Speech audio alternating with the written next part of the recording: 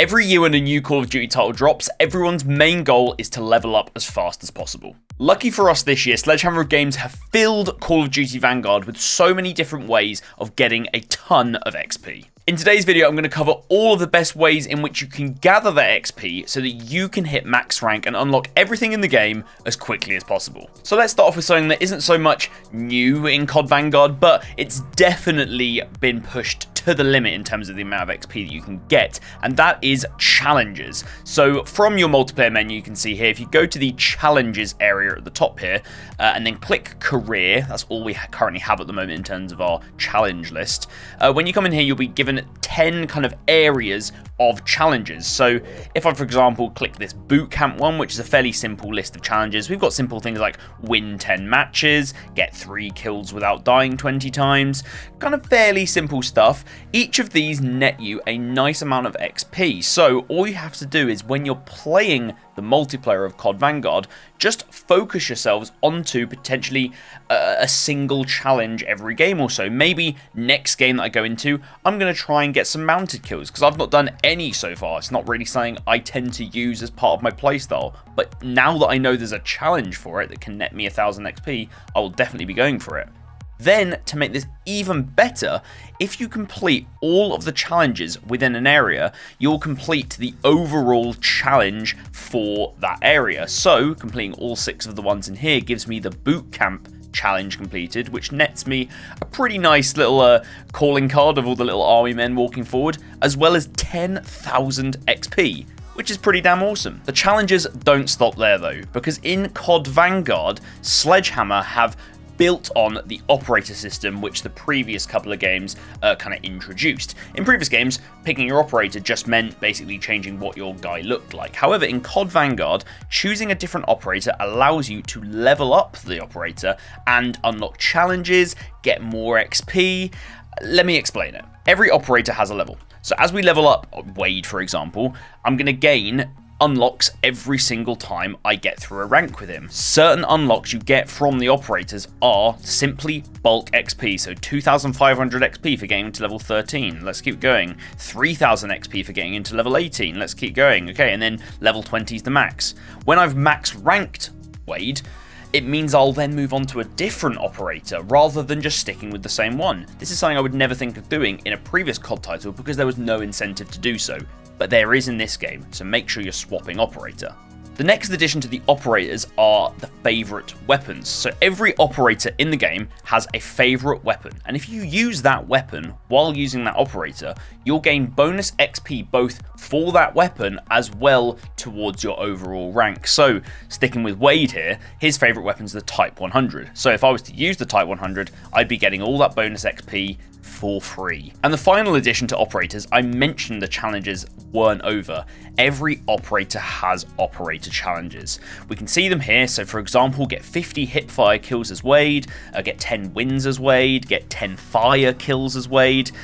These are all things which will further net you XP. So what you should be doing before you go into games is simply going through all your different challenges for your operators and in your barracks kind of area, looking at all your different challenges that you can do and deciding, what am I going to focus on this game? Because the fastest way of leveling up is not simply running around and getting the most kills. It's focusing on these challenges and getting as many done as possible.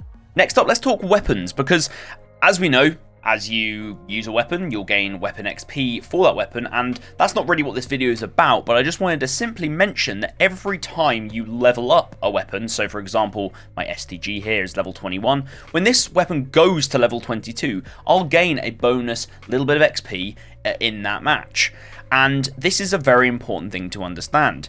If I were to rank this weapon up to the point where, you know, either I get it to max rank and I can't rank it up anymore, or even I'm just getting it to that point where I'm not ranking it up all that quick, if I want to continue to maximize my XP, what I should actually be doing is swapping weapon. This is similar to what I said about the operators. We want to swap operators rather than just sticking with one thing all the time.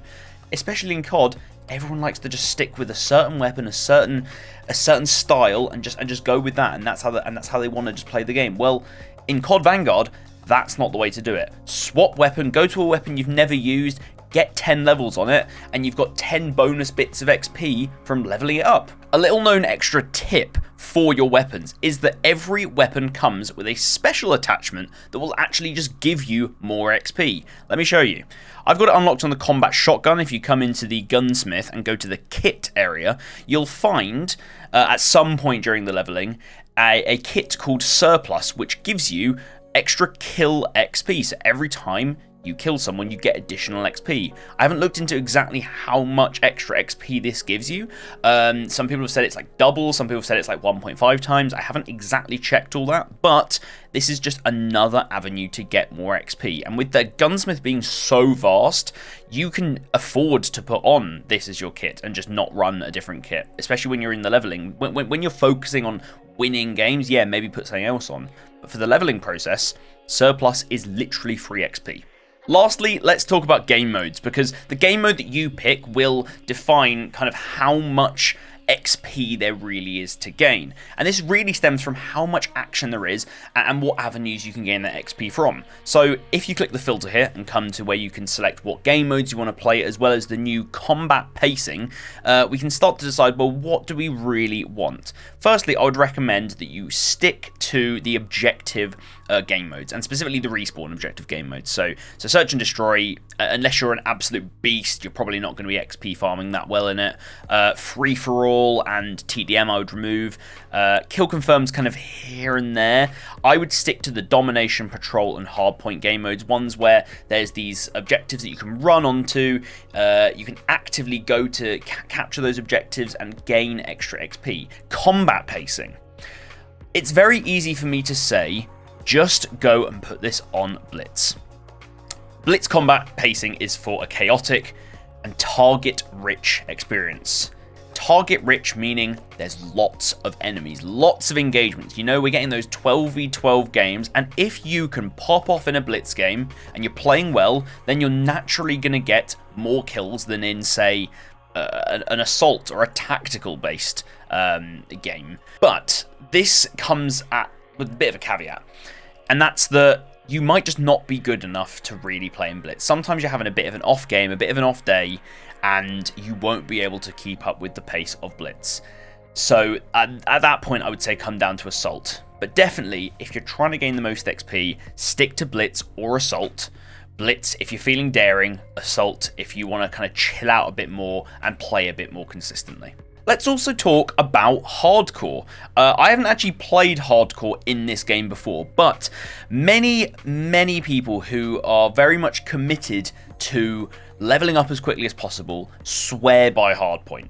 And the reason for that is because of the one-shot kill medal. In COD, when you kill people, you can sometimes get a medal for killing them, and that's typically if you kill them in some sort of specific way. So these are things like getting a headshot, getting a Kingslayer kill, so killing someone on the enemy team who is doing really well. A Savior kill, where you kill someone who is shooting at a teammate of yours.